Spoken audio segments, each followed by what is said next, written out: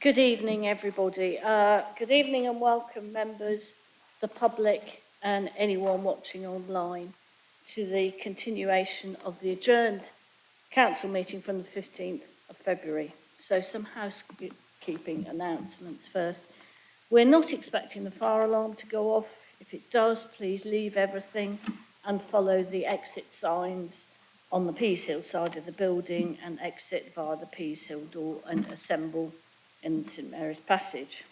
Members of the public may see councillors using laptops and phones during the meeting. This is because many of us now use our laptops and phones to read the agenda, information pack and speeches, and it enables us to contribute to the meeting in an effective way and reduce the use of paper, part of our strategy towards moving to net zero. Public toilets are located opposite the Szeged room. Water is available from the water machine outside the committee rooms. As a reminder to members, item 6D, Hartree proposal, will be taken as the last item of the evening. Finally, could I ask members to be concise with their contributions they wish to make and to show respect to their fellow members in all debates? Thank you. I say finally, but there are a couple of other things. During the meeting, the Democratic Services Manager will ring the bell when the person speaking has half a minute left, and then again when the time has elapsed. Now, I just want to mention this as part of my announcements. Cherry Hinton Hub, which we are supporting, have a fundraising calendar.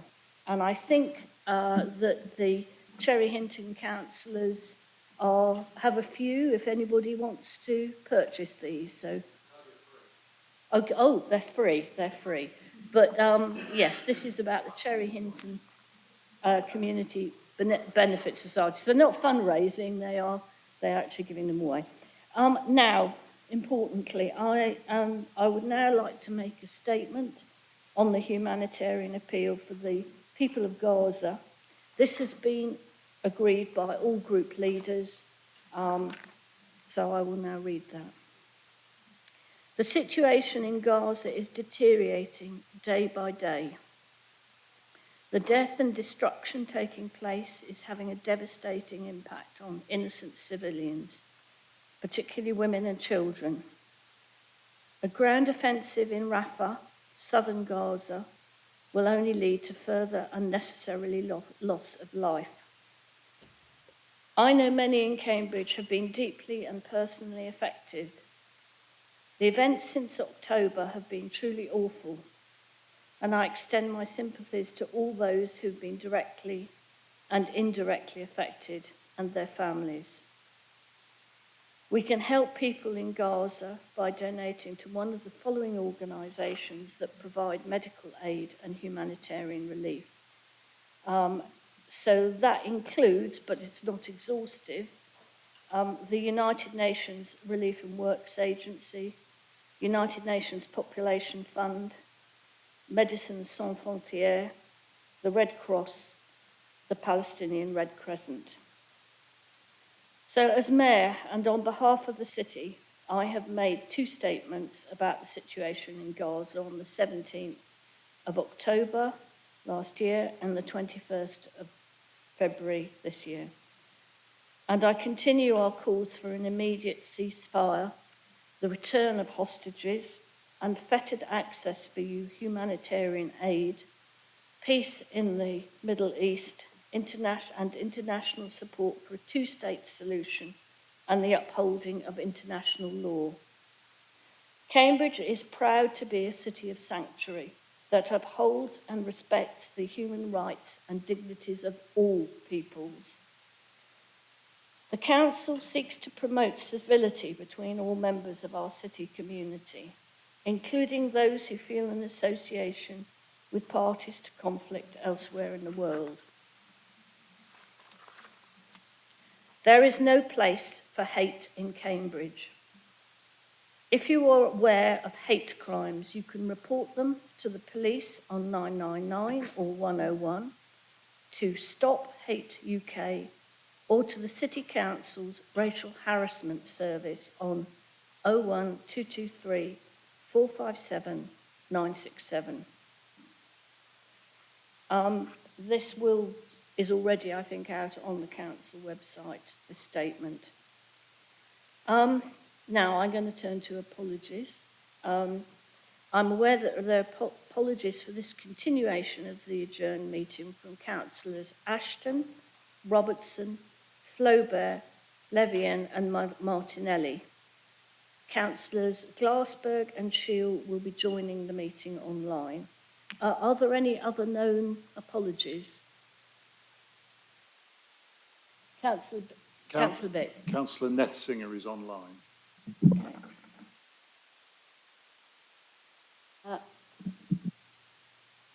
Okay, and Councillor, I don't know whether I said this, Councillor Glassberg and Shield will be joining the meeting online. So we'll note that as well. Councillor Nethsinger is online.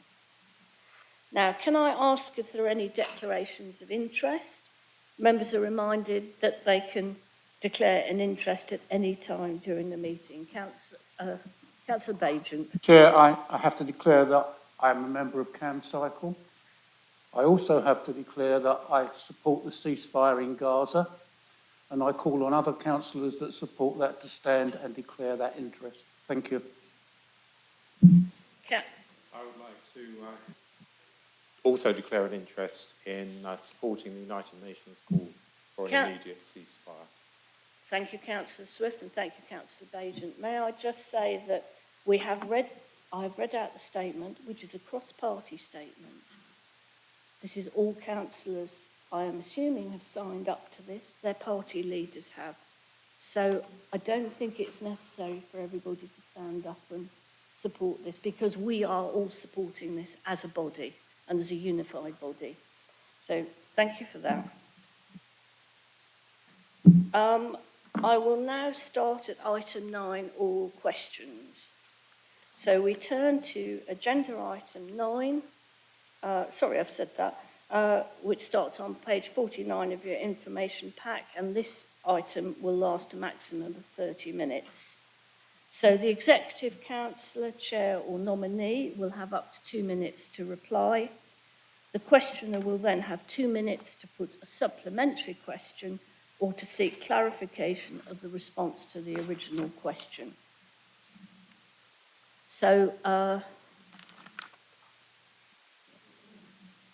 and the Executive Councillor, Chair or nominee will have a further 2 minutes to reply to the supplementary question.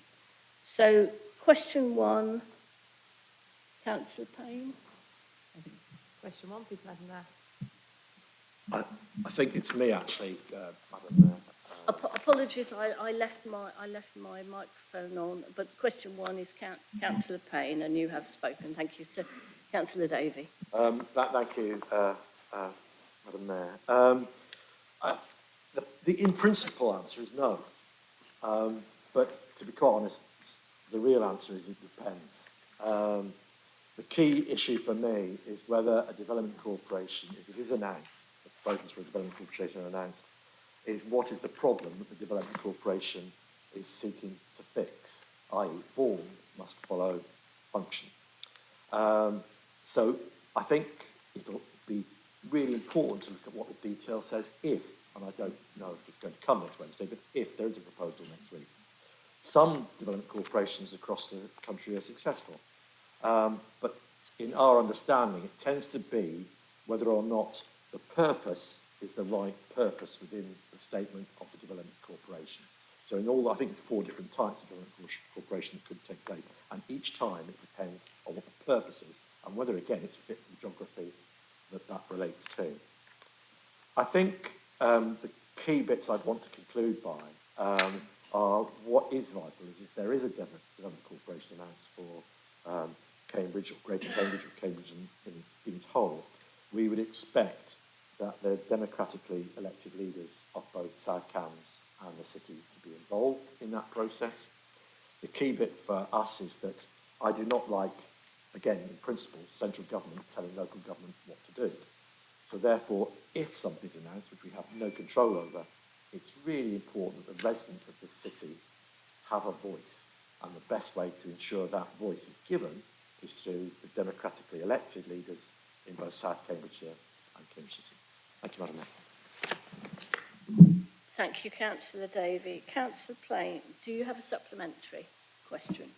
Yes, please, Madam Mayor. Thank you very much to the leader for his answer. I think I'm erring, I think on our side we're erring towards the no, but agree it depends on a great deal of the detail. But I think the point where the leader finished there actually is where I'd like to ask my supplementary question. I think for us, one of our concerns on this side is not so much what the Development Corporation is going to deliver, but how it fits within our government structure in Cambridge, which is already ridiculously complicated. And our big concern is that we're going to add yet another level of expensive, unaccountable bureaucracy to that, which is not elected, as you said, but which doesn't actually build any houses. And that means that the residents are put further and further away from the planning process. Given that we're heading, hopefully, towards a general election before this actually comes into fruition, and if the polls are true, if we're looking towards a Labour government, could I ask the leader what is the first thing he'll be urging Keir Starmer to do to make sure the Development Corporation works for the people of Cambridge? Thank you. Is it? I had down Councillor Thornburg, but I think it's Councillor. I think you're replying, aren't you? I think that's Yeah, exactly yeah. right, Madam Mayor. I appreciate the concerns that you've outlined. As you can probably imagine, we've worked and built a very strong relationship between South Cambs and ourselves, helped enormously by the outstanding work that Stephen Kelly does as our Director of Planning for the Shared Service. Therefore, the key in this, and I've been heavily involved as with my colleague, Councillor Thornburg, is that the planning function remains the core. And therefore, one of the things we'll be looking at as part of the Development Corporation is exactly that. Where does planning fit? Is it going to remain with the Shared Planning Service or will it move separately? And our concern is that it would be moving. So it's not similar to your own, Councillor Plain. In terms of my asks of Sir Keir, if, and I don't want to be complacent, if, well, obviously I hope we successfully in a general election, would be to talk properly with us, to discuss with us effectively, to not make announcements about the future of this great city through the Sunday Times and the Times, to be able to discuss with us what we think is beneficial, and in the I stress, because it will be done with Bridget. So it will be what we think is best for this area, and then we come up with proper conclusions that we can then put back to this chamber and to the chamber at South Cambs. Because it's vital, I come back to, it's really vital for us that we represent what the city wants. And that's the starting point for us. So the question you ask about Sir Keir Starmer is proper dialogue. Thank you, Councillor Davey. So, Councillor McPherson. Question number 2, Madam Mayor. Councillor Gilderdale, would you like to respond? Thank you for the question on the BID, the Business Improvement District. It's really important to talk about this as we have a lot of upcoming work that the BID is doing, and I think it's important that as it's an external organisation that we sit on, there are updates to councillors about the work that's going on there. The BID has undertaken several initiatives and activities over the last year to support local businesses and enhance the city for residents and visitors. So some of the work that we have worked in partnership with the BID to do includes the Purple Flag and the Nighttime Economy, where the BID are a key partner with the council, with the police, with CAMBAC, bringing together groups to help keep Cambridge safe at night, for people to enjoy the nighttime economy. This includes providing funding for the taxi marshals, for street pastors, training for staff members in the nighttime economy, including taxi and bus drivers, and Cambridge has retained its Purple Flag status last year due to this work. The BID continues to fund additional street cleaning and a rapid response service to help keep the city centre streets clean, especially over the summer months when it's busy and when people are walking around with food, and we want to make sure the streets are kept clean. The BID has also organised and provided sponsorship for a range of events and arts and cultural activities to bring vibrancy to the city. These include the Christmas lights, which they fund and organise, as well as the Switch On events. They supported the council's Out of the Ordinary Street Arts Festival, which happened for the first time last year. And they are running the upcoming Standing Tall Sculpture Trail, which I'm looking forward to seeing launched next week. That trail is raising money for Break charity, which supports young care leavers. So I'm glad that it ties into some of the work that council's been looking at recently. They also have a grant funding pot, which supports locally organised events throughout the year. Thank you. Councillor McPherson, do you have a supplementary question? Thank you for that answer. I have no further questions, Madam Mayor. Thank you. Councillor Pounds.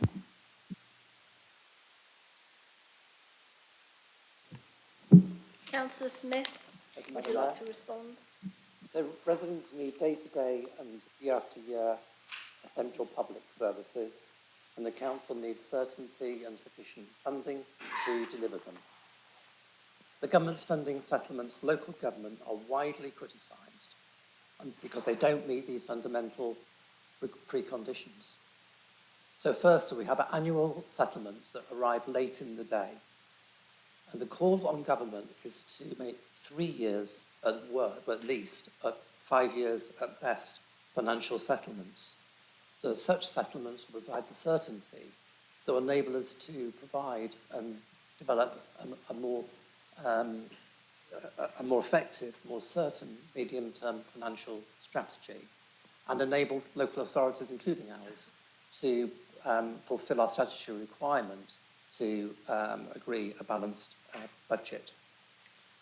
The second element, which is austerity, and it's the radical annual changes to the components of the settlement that's quite unsettling. So that you have the now you see it, now you don't, new homes bonus, and we also have periodic changes, which is the ever-present threat of a fair funding review and a business rates retention reset. And if those occur, you can guarantee there won't be anything but fair or unfair to this city. We'll be left substantially worse off. The financial settlement for this year adds 1.3 million to our budget. But of course, the government doesn't pay for that. It comes from the council taxpayers and it comes from business taxpayers. And it still leaves this council needing to identify millions in savings over the next 5 years. So it's hard to see how the uncertainty and chaos of the government's austerity can best serve the interests of residents who simply want day-to-day services that are efficient, economic and effective. Thank you, Madam Mayor. Thank you, Councillor Smith. Councillor Pounds, do you have a supplementary? Yes, please, Madam Mayor. I heard earlier this week in the news that 1 in 10 councils expect to go bankrupt in the next year, and that most councils' finances are in dire straits. So it's quite clear that the government's settlement is wholly inadequate for providing the sort of services that the general public need and expect and should have. So what I'd like to ask you, Councillor Smith, is there a case that you feel you can make to persuade the government to fund local councils properly? Councillor Smith. Thank you, Councillor Pounds. Essentially, this hollowing out of public services is a political choice. As I've said before in this council chamber, this council collects £136 million a year in business rates and is only allowed to retain about 10 million. The government is sucking out money from this city, but it fails to invest in its public services. Public services are the bedrock of the enterprise that this country depends upon. It's a flawed business model, and it's the root cause, another root cause, of broken Britain. It's reckless, and it's undermining the city's global economic competitiveness. There is a simple political choice to be made. Continued growth in retention monies will allow this council to fund the General Fund Capital Programme from its own resources. A reset would force us to borrow and fund the interest and the minimum revenue provision from revenue savings that can only be found from cutting frontline services. We need to make a case for business rates retention. Otherwise, we face a financial cliff edge if the reset happens. While I'm here, Madam Mayor, can I just take an further opportunity to thank Councillor Caroline Reber, who retires next month for her service to the council, and the residents of this city. Caroline's advice and guidance has meant that successive generations of councillors have taken a prudent approach to the stewardship of the council's finances that enable us to keep delivering services many local authorities have cut. Thank you. Thank you, Councillor Smith. I think everybody would agree with your I can't say commemoration, but your thanks to Caroline Reber. Now, question number 4. It's Councillor Griffin. Madam Mayor, I'll be asking question 4 for Councillor Ashton. So, Councillor Davey, would you like to respond, please? Thank you, Councillor Griffin. Thank you, Madam Mayor. As people were, just a brief history to this. Last summer, in July, Michael Gove made announcements in the Sunday Times without any discussion with anybody locally as to making Cambridge, or supercharging Cambridge, as the science capital of Europe by building 250,000 homes. Subsequently, he set out a vision for Cambridge in a speech, long-term plan for housing, on the 24th of July of last year, and this included a number of announcements. Peter Freeman, the chair of Homes England, was appointed to the Cambridge Delivery Group, and then funding was announced for a multi-agency group to be established to address water scarcity. Funding was also announced to boost local planning capacity, and support from Homes England was offered to help accelerate the work in North East Cambridge, which we'll come on to later. Secretary of State visited Cambridge on the 16th of November to discuss his plans with local political leaders, of which I was one. During that visit, he did indicate he would make announcements to us first, prior to announcing them in the press. However, on the 17th of December, he then made an announcement updating the National Policy Planning Frame and reiterating his vision for Cambridge, stating it must grow, but again, without talking to us first. Officers from Cambridge and South Cambs have been leading engagement with civil servants, and again, I've already referenced Stephen, but also our Chief Executive. And we are reassured that work on water is beginning to emerge from the Water Scarcity Group, and it's good to see £9 million investment has been announced. And this could assist with progress on stalled schemes from our local plan from 2018. Our relationship with Peter Freeman is exceptional. He's acts as a really good conduit. And when I say our, I mean Bridget Smith and myself, because we're working very much in unity. And he's acted as a fantastic conduit between ourselves and the Labour Delivery Group. We're still not aware of what might come next week, although we are expecting something within the budget statement.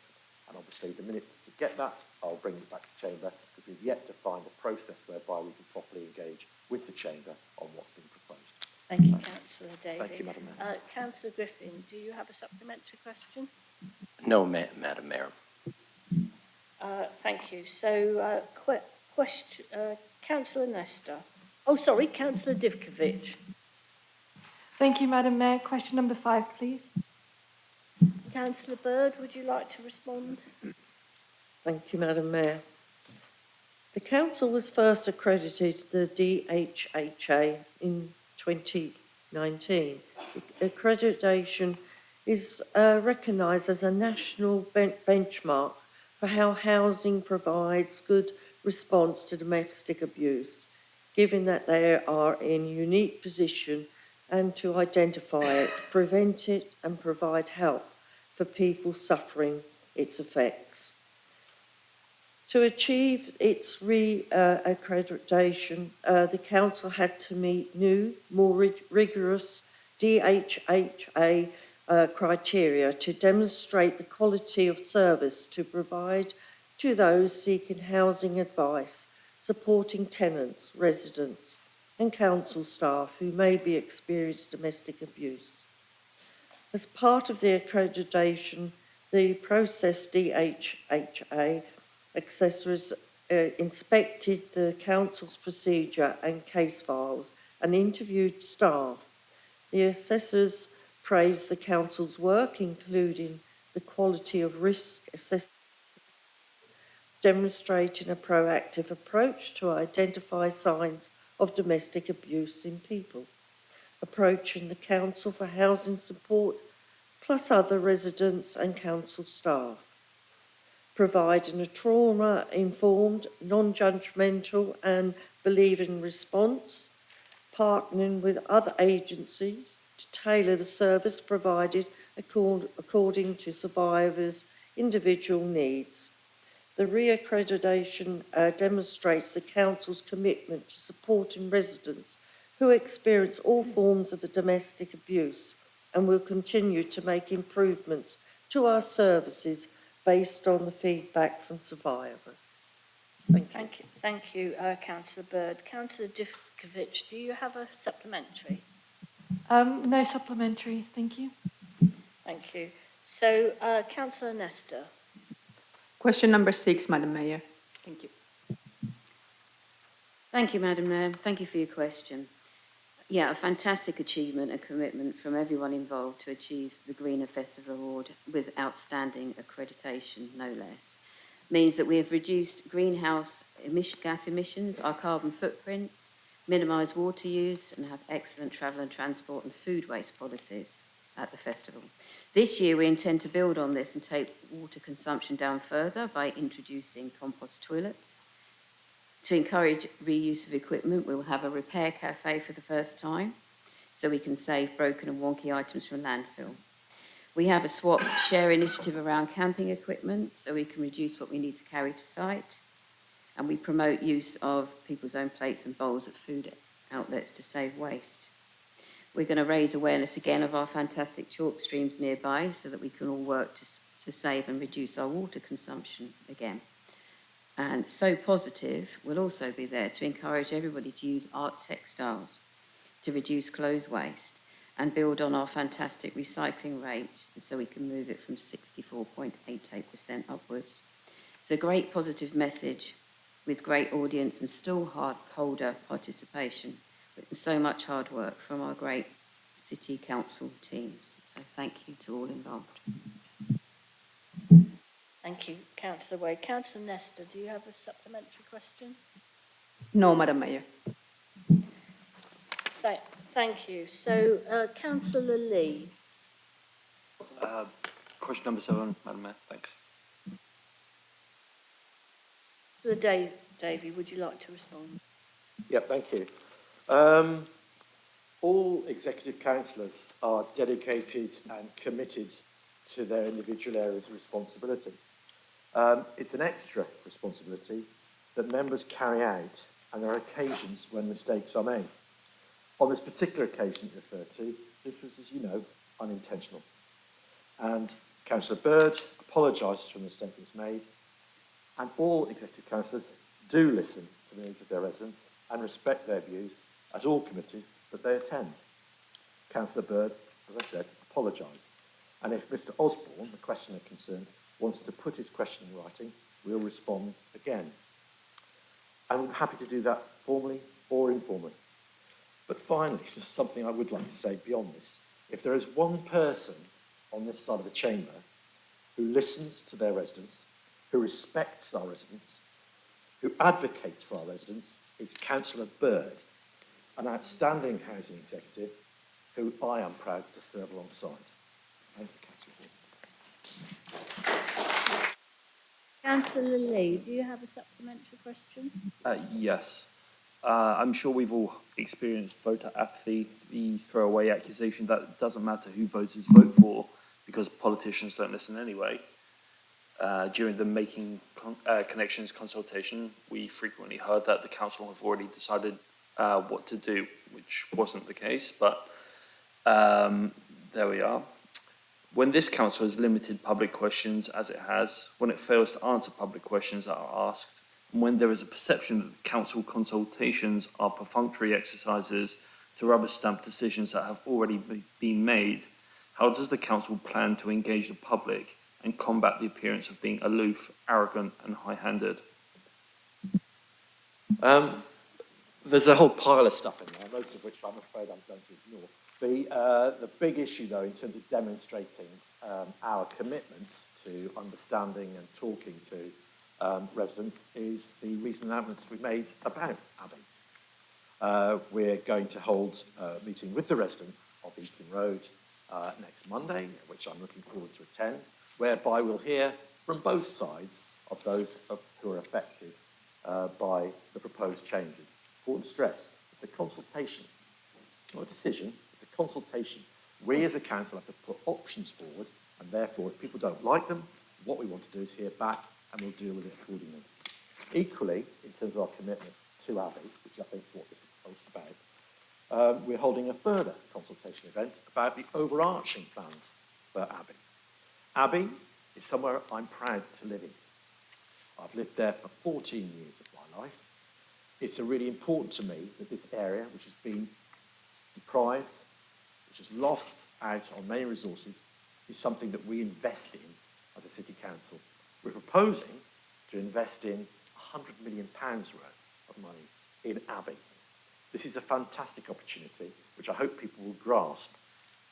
To do that properly, we have to listen to residents, and that's why we're engaging them both in a soft way, but also formally through the processes concerned.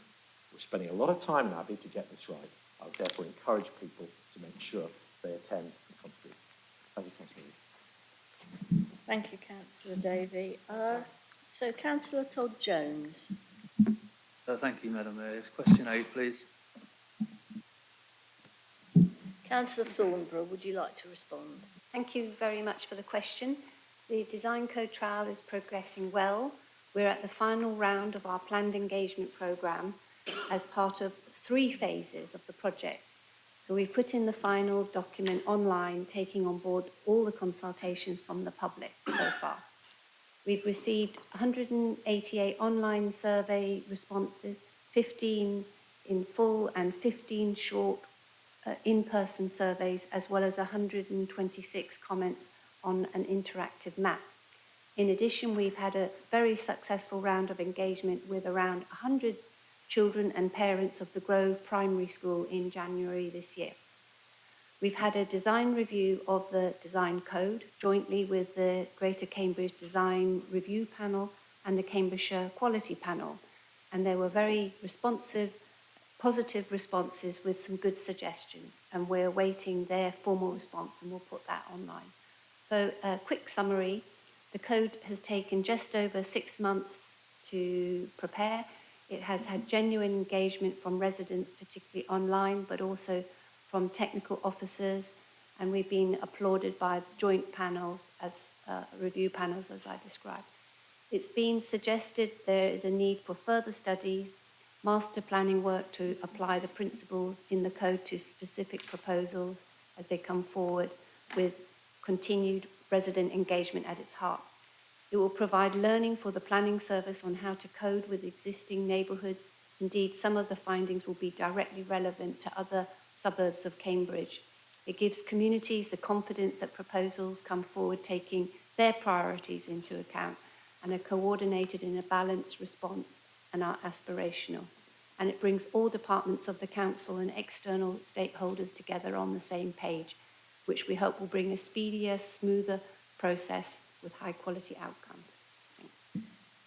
Thank you, Councillor Thornborough. Councillor Todd Jones, do you have a supplementary question? Yeah, just to say, Madam Mayor, that I had a very comprehensive and helpful briefing with the design code team.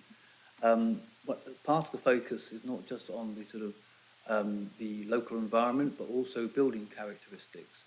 And one of the points that came out from that briefing I had was how useful it might be perhaps for design code team members to visit parts of the north city that is being covered and perhaps explore with local councillors what some of the particular nuances and different aspects of the building characteristics in the area are. They certainly found that a helpful comment, and I've invited them to Arbury, and I just wonder if the Exec Council think that might be a useful thing for other wards to do. Councillor Thornborough, would you like to respond? Yes, I think that's a very good idea. I think the ward councillors were kept up to date with the progress through this trial and preparation, and I'm really hoping that it will continue. So absolutely, I think ward councillors have a real in-depth knowledge of where they live and how the needs from the needs of their residents, but also the really good parts of the wards. So as this continues, as I hope it will, I hope all ward councillors will engage, because I think you will really be able to influence how these codes are developed. So thank you very much. Thank you, Councillor Thornborough. So, Councillor Tatalovalki. Question number 9. Thank you. Councillor Cole. Thank you very much, Madam Mayor, and thank you for the question. On 23rd of January, the County Council Highways Committee considered a report on the outcomes of a review undertaken to assess the changes they introduced in April 2023 to their highways operational standards in relation to weeds. In essence, that change was to stop the planned spraying of chemical weed killers used as part of regular operations. And that was intended to be replaced by a reactive regime, where chemicals would not be used and weeds removed where they presented a hazard or nuisance. That was intended to deliver a revenue saving at the County Council and reduce the use of environmentally hazardous chemicals. It's worth saying that there were exceptions in that policy for situations where there was no real alternative to herbicides, such as for treatment of particularly noxious weeds like Japanese knotweed. At the meeting this January, a decision was taken to reverse that decision and restart planned chemical treatments. There are a variety of reasons given for doing so, but my view is that it was largely driven not by service needs, but by electoral pressure from Conservatives in marginal Liberal Democrat seats in rural areas. Liberal Democrats in this chamber have pushed hard for us as a city to adopt a fully herbicide-free operations regime as quickly as possible, but what has happened at the county underlies why this administration has taken the measured yet ambitious approach that it has in running a trial and expanding that trial. We were right to do so, as has now been discovered by having to U-turn after not implementing their policy effectively at the county. That's led to problems that ours is not causing.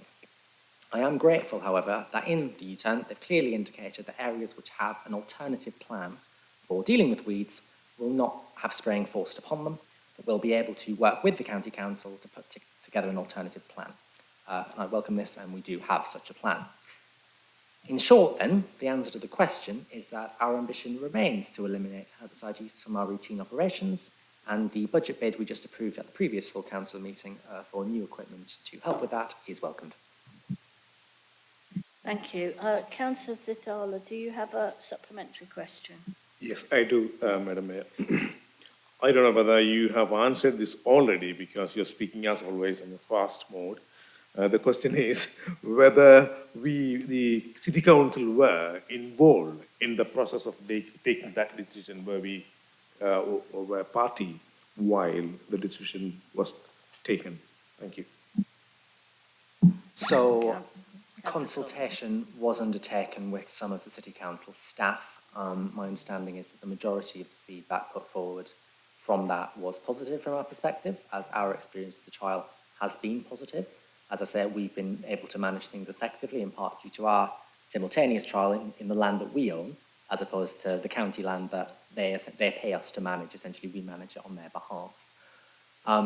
But before the decision was taken by the Highways Committee, there was certainly no engagement at the member level. I was not aware. I found out from the newspaper while I was at work and got quite a shock, which was unfortunate, and clearly there are lessons to be learned there, certainly from the County Council, about engaging with us before making a decision like that that affects us. Thank you. Thank you, Councillor Carling. So thank you, members. That brings us to the end of all questions. We've had 30 minutes. And I'll now move on to the item on motions. So on the motions to debate, the mover and seconder have up to 10 minutes between them. The proposer and seconder of an amendment have up to 10 minutes between them. The relevant executive councillor and the mover of the original motion have 3 minutes each as a right of reply in that order. So we move to agenda item 10B, which is motion on, I call on Councillor Bennett to move motion 10B. And I understand Councillor Tong is your seconder, so you have 10 minutes between you. Councillor Bennett, please address the council. Thank you very much, Madam Mayor. I probably am not going to take 10 minutes or even 5 minutes to talk to you. Before I start, I want to say I'm really grateful for those of you who've sent me messages of support on this motion, which is very close to my heart. When I became a councillor, we had training on many protected characteristics, and I sat and waited for the training on disability to come round, and it didn't. And so I'd like to tell you a little bit about the training I've had in my day job and how it helped me and how it helped me support the people I worked with better and how it can help us be better councillors. Because it's not enough to hold the training. We have to all be willing to go and participate and begin our learning journey. I was just 30 when I was invited to attend a training session to help people support clients with learning difficulties, dementia and Parkinson. And it really opened my eyes. One of the things they told us is that people won't necessarily speak up about a disability or impairment because there's so much stigma about it. And you have to train yourself to learn to look for clues and to learn how to offer support before you're asked for it. And it stood me in great stead throughout my life. And I think we can all benefit from such training. I'd also like to say that my other reason for bringing this motion is that our model of disability is continually training. I actually conform to the accepted model of disability. After all, the very symbol for disability is a person in a wheelchair. But increasingly, our modern ideas of disability are changing to include people with hidden disabilities. You know, we've heard today that menopause symptoms are to be included for the first time. And we all need to stay up to date with this and think about how it affects our work. Only today I found out that a third of people who need homelessness services have a vision defect, which is not something that I'm aware of. So I said I wasn't going to speak for long. All I say is I hope that you will support this motion and that if the training gets approved, that you'll help shape it and will participate fully. Thank you. Thank you, Councillor Bennett. So, Councillor Tong, do you wish to speak now or reserve your right? I'd like to reserve my right, please. Thank you. So, when you do speak, you'll have, I think it's 7 minutes? 7 minutes. So, is there any debate? So, Councillor Healy. Yeah, I'd like to just say that I really welcome Councillor Bennett's calls for the disability training, but I'd actually like to clarify when I was the exec councillor for communities, I actually asked our equalities officer, Helen Crowther, to reach out to all the party leaders to ask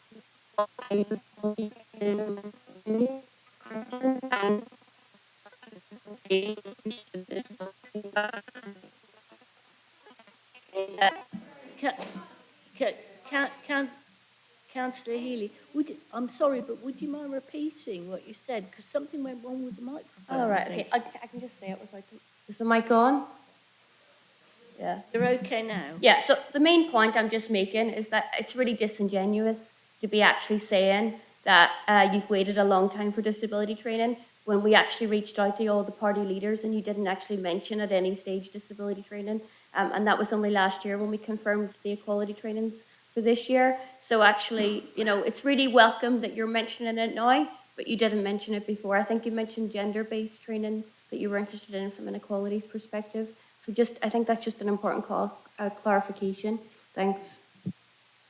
Thank you, Councillor Healy. So, Councillor Nestor.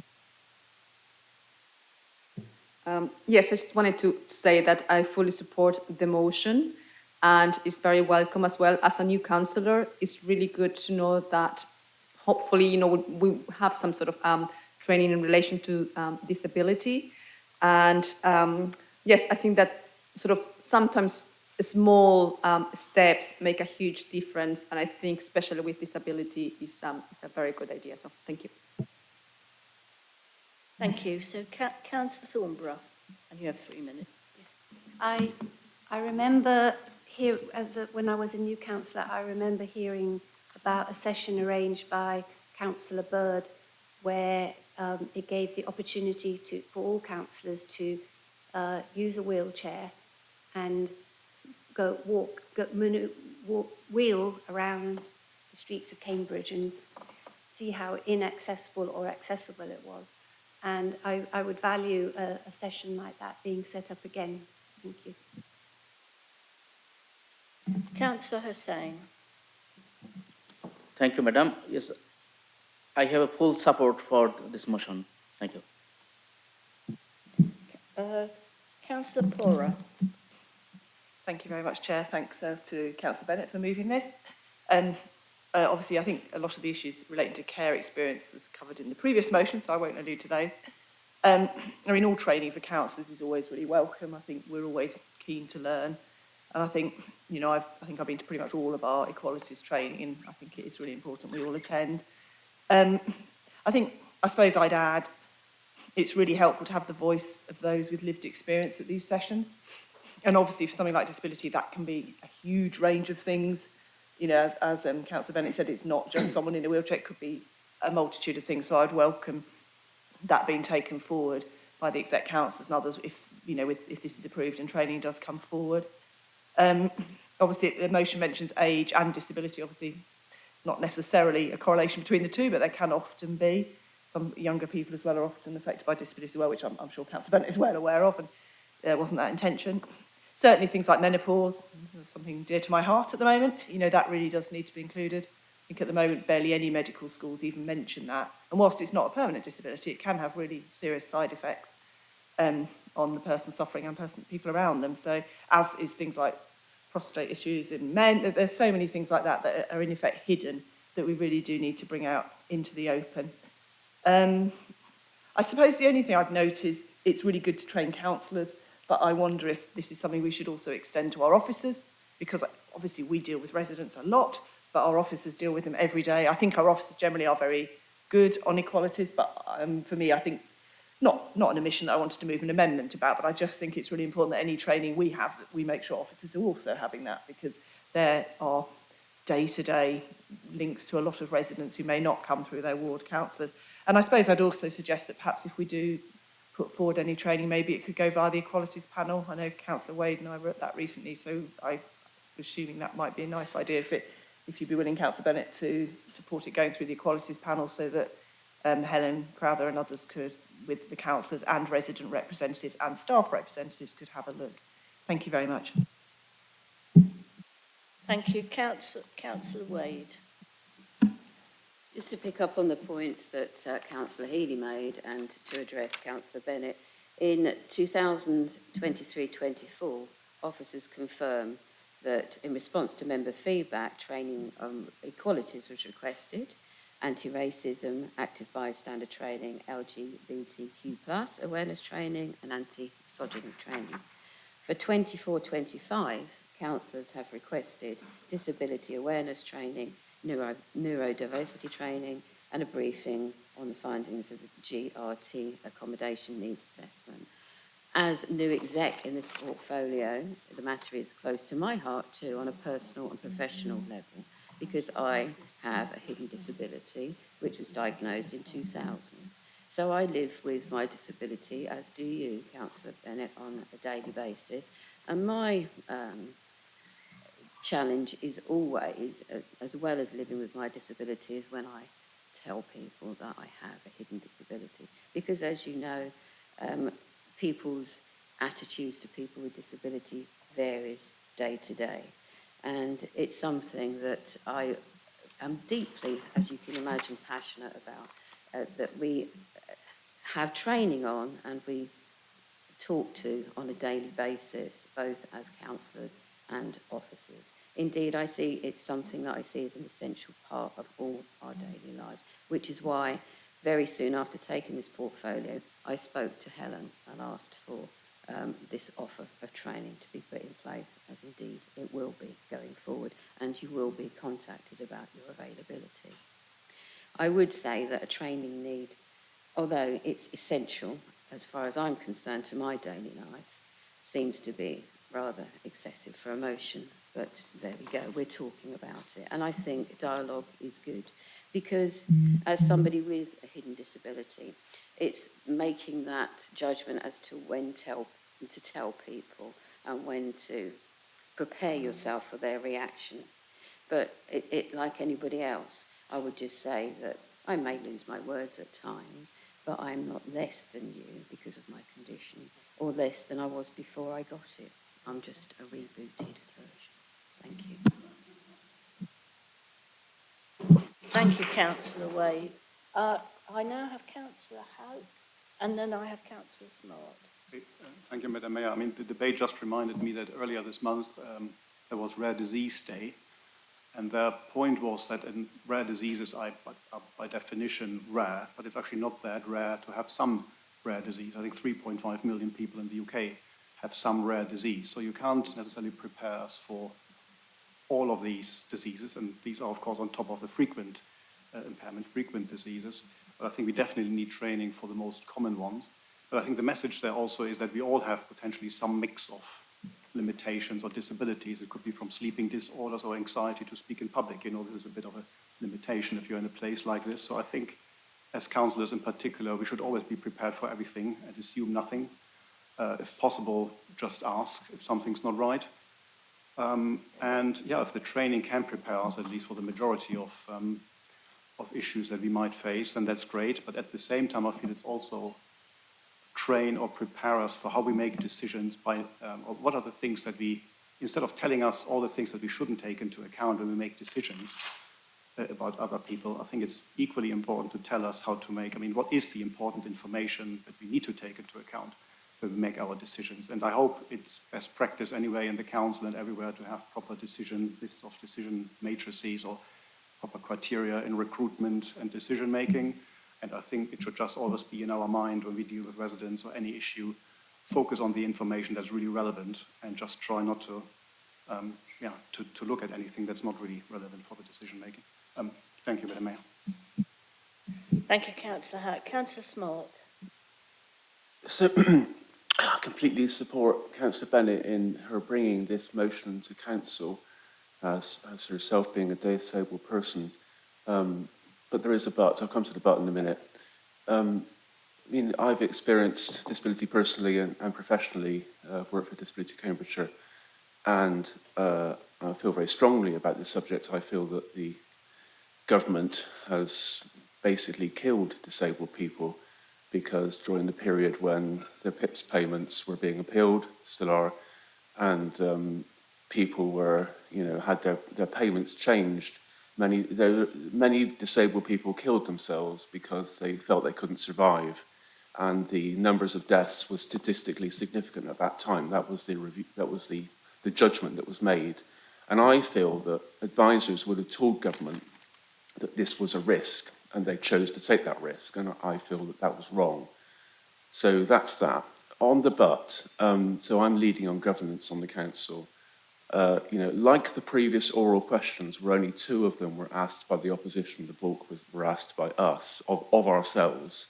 This was not a good use of resident resource. Residents pay for this meeting with their council tax. I feel that this motion is not a good use of residents' resource, their payments for council tax, because this should come in another form. We have an equalities panel. I note that Councillor Bennett is not on that panel. she could be. She could bring that to that panel, and we could look at that there. I'm on the panel, and I believe that the work that the Equalities Panel does is excellent, and that could be reviewed there. This does not need a motion. Thank you, Councillor Smart. Councillor Bird. Thank you, Madam Mayor. Well, I felt like I should say something. Disability is a big thing. Like you said, it's not just all wheelchairs. Actually, wheelchair users is less than all the other hidden disabilities. And it's very hard for somebody with a disability, don't matter if it's hidden or in a wheelchair, use crutches, whatever. It's that smile, that hidden pain, but you smile, you carry on, you don't give up. And that's the way we were brought up, that you had to fight for what you wanted to do. Put that smile on, hide that pain. We're all told that, any disability, you take your tablets, that doesn't always help, but you smile all the way through. And that's how I look at it. As long as I can smile, I'm okay. And I know there's many, many disabled people who are like that in the world. And it's very sad sometimes, you know. I agree with your motion, but perhaps we could have done it a different way. But I've got to say, when I became a councillor here in 2011, the City Council looked after me. They had a meeting with me to see what I would need being a disabled councillor. They were fantastic. And I know I can go to the officers at any time and say, I need this because things are not right. And they'll do it. This is my little desk. It goes up and down if I want it to. You know, they've done lifts at the stage. They've done the lift here at the diocese, so I could be the mayor. So things can be done for people. And I would really love to take some of you councillors out in wheelchairs around the city. I've done it before. Let's plan something for when the weather's a little bit better and take you out in wheelchairs and see how you get on. And you'll see how difficult it is around the city for access-wise. I mean, the pavements are a disgrace because of all the slabs that are up and down. You get run over when you go out of Pease Hill by these electric motorbikes, and they will not get off. So we need to do something. That's what we need to do. Let's get the access right for all disabilities. All right? Thank you, Mayor. Thank you, Councillor Bird. I know I'm not supposed to say anything, but having had to use a wheelchair in 2016, I know how terrifying it was around the city. It might have been partly due to the person pushing me, who most of you know, my late husband Nigel. However, Councillor Moore. Thank you, Madam Mayor. I just wanted to say that I was one of those lucky councillors that was on the tour, or one of the tours that Councillor Bird organised and that Councillor Thornborough mentioned. As a new councillor going around in a group in a wheelchair around the city centre and the struggles and the virtual impossibility of getting around the market in a wheelchair with the cobbles. And so if anybody, any councillors here, when we have the Market Square project coming forward, if you're unsure about pushing for a flatter, more accessible surface, I would urge you to go on the tour first and then think whether the market is truly accessible for all our residents. And for me, that's one large aspect of the whole project. And I'm really glad that it's coming forward. And I support this motion for the training too. Thank you. Thank you, Councillor Moore. Councillor Smith, Anna Smith. Thank you. Yeah, so I also went on the training that Councillor Bird organised, and oh my word, it was an absolute eye-opener. And I have to say, Councillor Bird is also, she keeps herself very fit because she pushed me up a wheelchair ramp that I couldn't get up, and I'm kind of struggling to get up there. And so there's Councillor Bird behind me kind of wheeling herself with one hand and pushing me up with the other hand. And so it really gave me just such a huge insight, not only into what Councillor Bird is going through every day, and many people like her, but also just how many more things we need to do in the city to ensure that we are truly accessible. And it was an absolute eye-opener. I also have a hidden disability myself, and sometimes I'm on crutches, sometimes there's nothing visible about that disability beyond the fact that I have to wear a pair of trainers rather than a pair of high heels. So absolutely, who wouldn't support more training on this very important issue? I think we all agree with that. I do think it's very important, however, to say that as a councillor, as a former executive councillor for communities, and as a former leader, I never came across our equalities team refusing to do training that members had asked them to do. And I think it is vital that we don't take away from this discussion or from this motion any implication that our equalities team have been refusing to do this and needed to be pushed in to do it through a motion, because I know that they would have done this at any point we asked them to. So I just want to make sure that there's absolutely no slur that will be taken away on any of our fantastic equalities team. Thank you. Right, thank you, Councillor Smith. I think it's important to note that too. Councillor Tong, a seconder, do you wish to speak? And you have up to about 7 minutes, I think it is, a little under 7. Amazing, thank you. I won't spend nearly that long. Firstly, I just want to say thanks for all the positive feedback. It's really, really nice. And I've really liked seeing it brought forward as a motion, just to sort of have this discussion and hear everyone's thoughts on the subject. One of the things is we wanted to really emphasise is the social model of disability, which was, this motion has been quite inspired by some of the tools, like the type Jerry has spoken about, as well as a bunch of stuff that's also happened behind the scenes, which really emphasises how disability is really created by the social barriers we've created in our society, rather than anything specifically medical. That's all I really want to say. One thing I do want to quickly acknowledge is that Councillor Bennett cannot remember any discussion about this. I know Councillor Healy has mentioned it, but she can't remember. And I think quite frequently, sometimes people don't see emails. It's happened to me when I've emailed people before. So, yeah, it can happen. Thank you, Councillor Tong. So, Councillor Davey is executive councillor. Sorry, I thought that a little odd. Councillor Wade, as executive councillor, you have the right of reply for up to 3 minutes. Do you wish to reply? I think that we've pretty much covered this area, and I just would like to re-emphasise what my colleagues have said with regards to the training opportunities which are already scheduled for the coming year, and thank you to the officers for taking that on board. It's one of my priorities and it's one of their priorities. They're always very receptive to our training needs, and it's already been scheduled in the timetable. We expect everybody's replies as to their availability as soon as possible. Thank you. Thank you, Councillor Wade. Councillor Bennett, you have the right of reply up to 3 minutes. I won't take long. I just want to say that Councillor Tong has been very modest, because in his work, he has actually spent a lot of time supporting young people with hidden disabilities. And he also helped me prepare our submissions for GCP, which is purely on disabilities.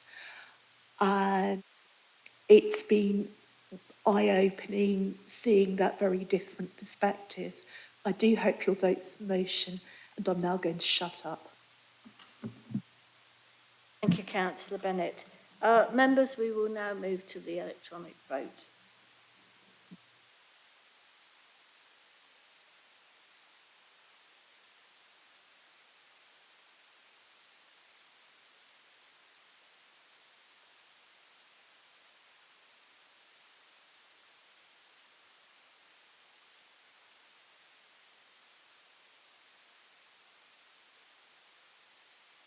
Councillor Hussain, maybe it's a bit slow. Have you voted? Thank you, that's come up on my... So that is passed unanimously with 33 votes. So the motion is therefore agreed. So we can now move to agenda item 11, written questions. And this, members, this item is to note these questions and answers can be found in the information pack on page 59. So, as I say, that's just a note. An agenda item 12. So, did we cover that in the last meeting? No, we didn't. Okay. Urgent decisions taken by officers. So, members, this is to note, this is on page 461, that to note that the officer urgent decision regarding the appointment of the council's substitute member for the Combined Authority Overview and Scrutiny Committee is included, and that's on page 461.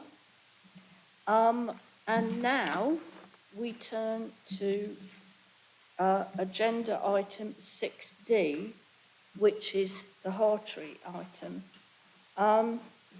Now, members, before we start this is, we will now end the live streaming. So we need to agree that we will end the live streaming and come out of public debate on this item. So can I have your agreement on that? I think a show of hands will be sufficient.